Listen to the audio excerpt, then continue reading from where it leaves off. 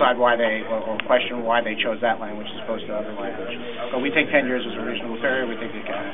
Steve, hold on one second. Can I do this one at a time? Okay, so have to wrap go up ahead. the rest of the board meeting, and Steve will have to go back in 2 minutes. Right. I have one question. All right, yeah, you go first. Steve, can you explain, did the KPMG report respond specifically to the Joshua Carr report, or was it done parallel, separate, would it come after? Does it answer, if I see it, I can obviously... Yeah, the KPMG report was commissioned before certainly before I saw the Carr report. We did share with KPMG to what extent they looked at it, and they certainly didn't respond to it directly, but I'm sure they looked at it.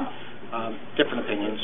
And can we get a copy of that KPMG report? Well, the KPMG report was provided to the directors on a privileged and confidential basis, and quite frankly, we're looking at now as to whether we can release the document. We may have to redact a portion. There could be some proprietary information in there. So we haven't reached that decision, but we're going to look at it in the next few days. One slight follow-up. You also mentioned internal fiscal analysis that responded to the IBO report. Is that something you're going to release?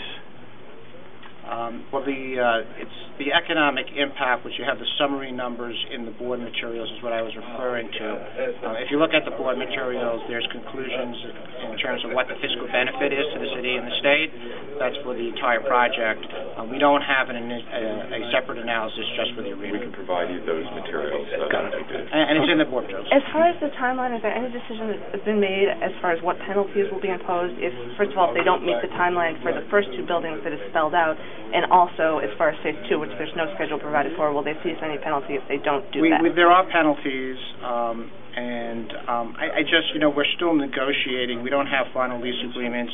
There's still ongoing negotiations, so I'm not sure I want to state right here what I think those penalties are going to be, but we do have an understanding, a general understanding of penalties and timeline for that. Okay. And is that just for the buildings that have schedule provided, the first one, the 6 to 9 months, and the second one, or does that also apply for the phase 2 build-out? Is there any sort of enforcement mechanism for phase 2? There is going to be a timeline for phase 2. The timeline, which people have pointed out, is going to be well beyond 10 years, but there are incentives for the developer to build out the project in a much more expeditious way, and that's why we think the 10 years is doable. What people are having a problem understanding, which I can understand, is that there's the timetable that we expect to achieve, we want to achieve, and then there's a timetable for when remedies kick in.